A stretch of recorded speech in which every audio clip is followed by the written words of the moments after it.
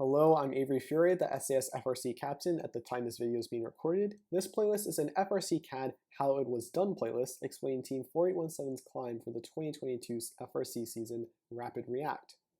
At that point in time, my position in the team was the mechanical lead who also CADs, and I was tasked with CADing the climb iteration in 2 days.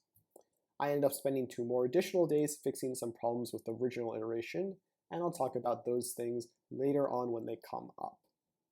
So even though my first iteration was pretty close to ideal, I still had to go back and change things when dealing with the integration of this subassembly with the whole robot. The important thing to take away is that you're not done until you are, well, completely done. FRC CAD is very demanding, and I do not mean to scare you, but it's simply the truth that we try to move as efficiently as possible in FRC CAD. You may only get about a week to finish the CAD during the real season. I reduced my sleep schedule to about 2 hours a night, I'd say, when I cranked out the original iteration in 2 days near the end of winter break. And this is while I'm someone who usually already looks dead from sleeping 6 to 7 hours at night during school term. However, after cranking this out in the first few days, I continued refining it to make the integration with the master file work properly. In this tutorial, we're not going to cover those changes in detail. There weren't too many to begin with. And instead we're just going to CAD it knowing how the final version turns out. But what's important to know is that 1, this wasn't CADed absolutely perfectly the first try. That's the nature of CAD. And 2, the CAD file is only actually finished when it integrates with the master file fully. You have to push yourself till the very end to get the CAD file done. Now we're going to get into this. Here are the important rules for a climb for the 2022 FRC game Rapid React. Basically, you score more points the higher up on these rungs you end the match on, with 15 points for the highest rung, 10 points for the second highest rung, 6 points for the third highest rung, and 4 points for the lowest rung. You can directly climb to either of the 2 lower rungs given the height restriction, which is 5 feet and 6 inches in this area of the field, though do note that anywhere else on the field, including the starting position, the height restriction is 4 feet and 4 inches. And given this height restriction, it is implied that you have to swing your robot across to reach from one rung to the next. Now, some fire teams basically made the robot fly, but that's not what most teams did. Here's the chart on the position of the different rungs.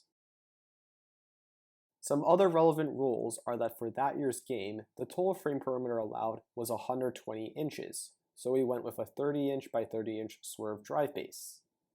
And you could only extend up to 16 inches past your frame perimeter. The team spent a decent amount of time brainstorming ideas, and we came up with a few, so I just had to go with one and execute. I went with one rotational arm and one linearly extending arm where the linear arm would pass off hanging on the current rung to the rotating arm so that the linear arm could extend to reach the next rung. Personally, when I CAD, I visualize as much of the CAD as possible in my mind before I even start, so I'm not trying to figure out things but instead simply executing. This saves me a lot of time and is actually necessary for meeting CAD deadlines. For this file in particular, I spent at least 40 minutes thinking about how everything would all come together without touching my computer. For some, it might be easier to draw stuff out. I only bothered to for one thing when trying to figure out a certain calculation. The first time I did the calculations for the length of the different arms, I actually screwed up. I realized this by trying to move different parts of the climb and seeing if the climb could actually reach from the second to third bar. After I'd CADed the first original iteration of the climb, and then I realized that I both could and, well, had to extend the length of the climbing arms to get everything to actually work. So that's one of the changes that happened post the original iteration grind. Unfortunately, I couldn't find this original sketch, so I redrew what I guess I thought I must have done, though this is also with the corrected measurements. Basically, I just used some geometry and trigonometry knowledge to try to figure out if given a certain length of an arm, if it could swing from one arm to the other. Note that the maximum height the robot could go to was 5 feet and 6 inches, and so that would actually be 66 inches. And the reason why this measurement here, 64.25 inches, is not maximized to 66 inches was because I was actually doing the distance from the pivot to the center of the hook, and not the very top edge of the hook. So I need to leave a bit of extra room to account for that. We're also going to cover gearbox calculations. You need Excel to use some relevant spreadsheets, which you should be able to download from the Tech Help class in Schoology. We have this JVN design calculator for certain mechanisms. The spreadsheet also has a tab for drive bases, specifically West Coast drive bases.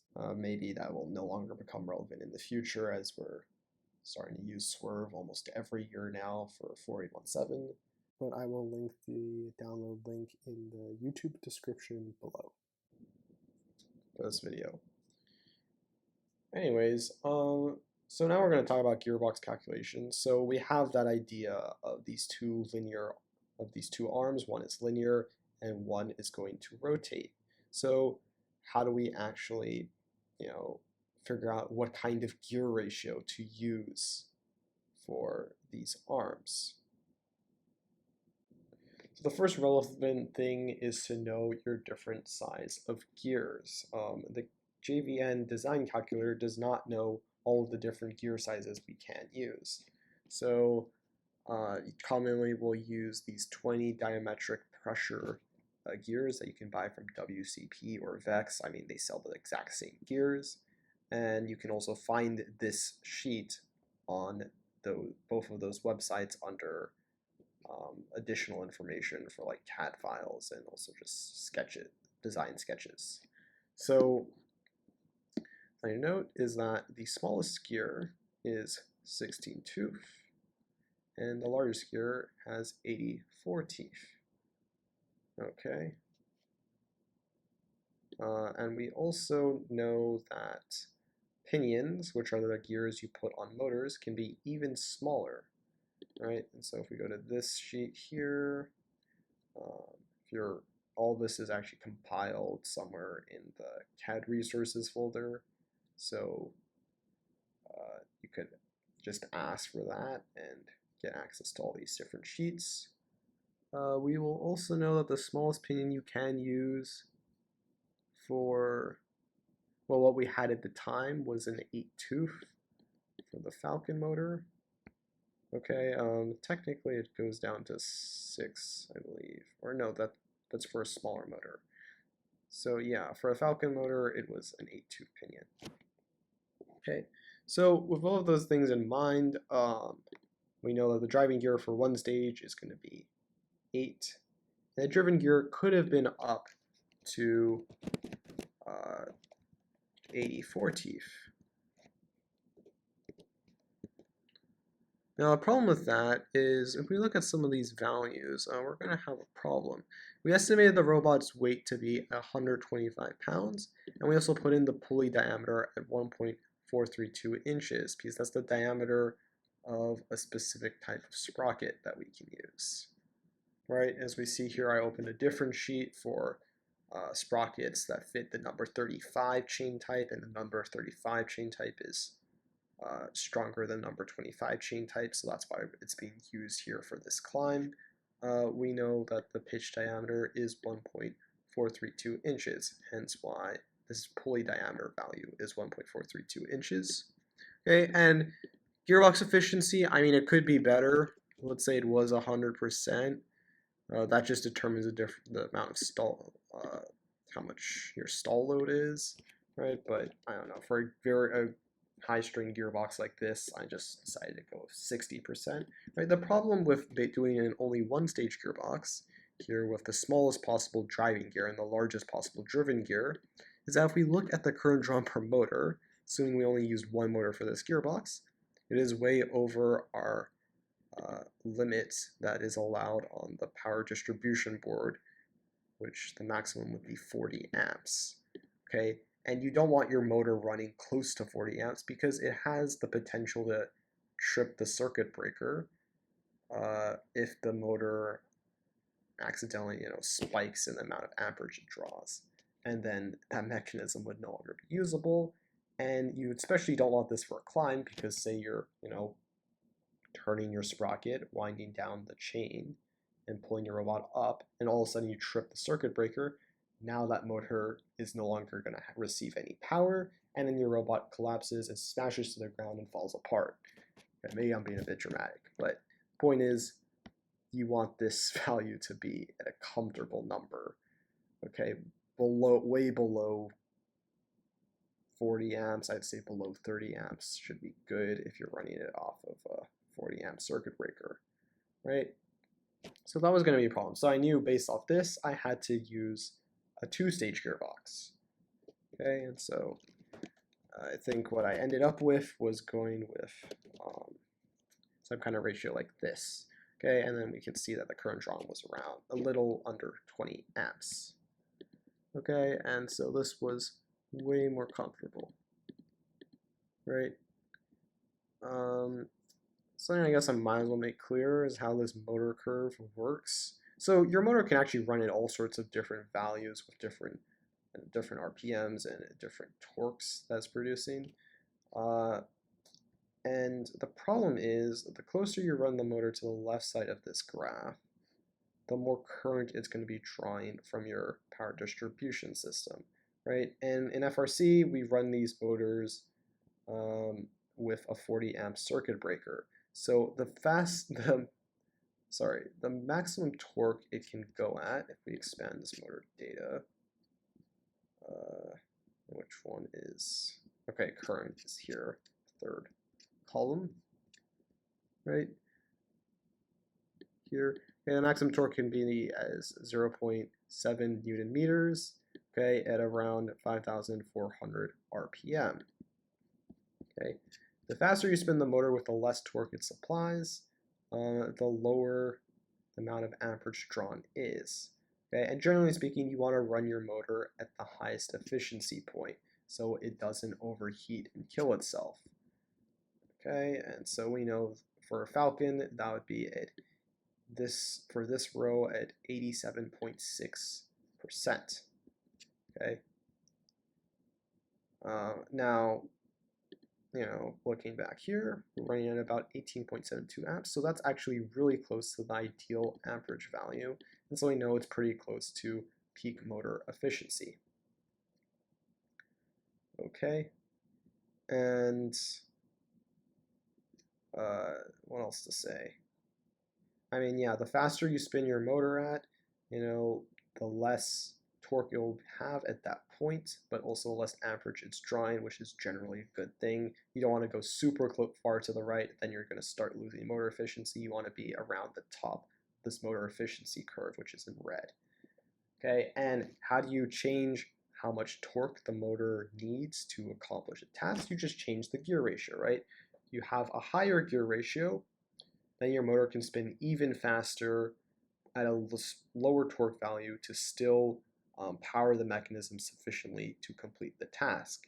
Now, if you have a lower gear ratio, your motor is going to draw more current, so it can apply more torque to still try to attempt to complete the task, but instead what will happen is you'll draw too much amperage and your circuit breaker will trip, and then your motor will not be usable until it reconnects the circuit in a few seconds. But by then, in a system like the climb, you've already fallen to the ground and destroyed the robot, right? So it's a bit on how that works. So now we're going to move on to the calculation for the rotating mechanism, okay, the rotating arm. And for this one, I mean, similar, we estimated the robot weight to be at about 125 pounds.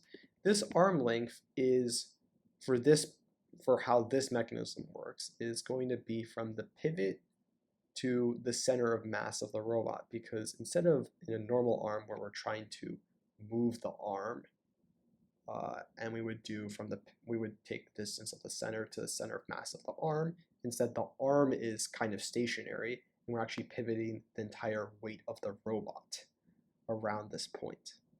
Okay, so the arm length we said was 12 inches, and that's why the arm load is also just the weight of the entire robot, 125 pounds. Usually this value would be a lot less because you're just trying to move an arm with maybe some kind of mechanism at the end of it, right? And I knew that on Any Mark we could buy these 100-to-1 pre-made gearboxes, so I decided that would be the first stage. And if you try that as being the only stage, you will find that the average drawing will be far too high to be usable. So I realized I had to go with a second stage, okay? And I went with 16 teeth for the driving gear and 64 tooth for the driven gear. Now, why didn't I go for an 84 tooth gear here, you may ask? That would put me way closer to peak efficiency for the motor curve. The reason is that while the tooth sizes for 20 DP gears runs up to 84 teeth if the gear is made out of aluminum, I actually wanted these gears to be made out of steel because it was already going to have a 100-to-1 gear ratio for the first stage. And okay, while I say first stage, this in reality is like multiple different planetary gears inside this gearbox, but okay, yeah, first stage, right?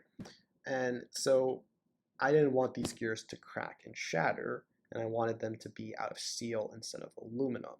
So the highest highest number of teeth for a steel gear from WCP is actually 64 teeth.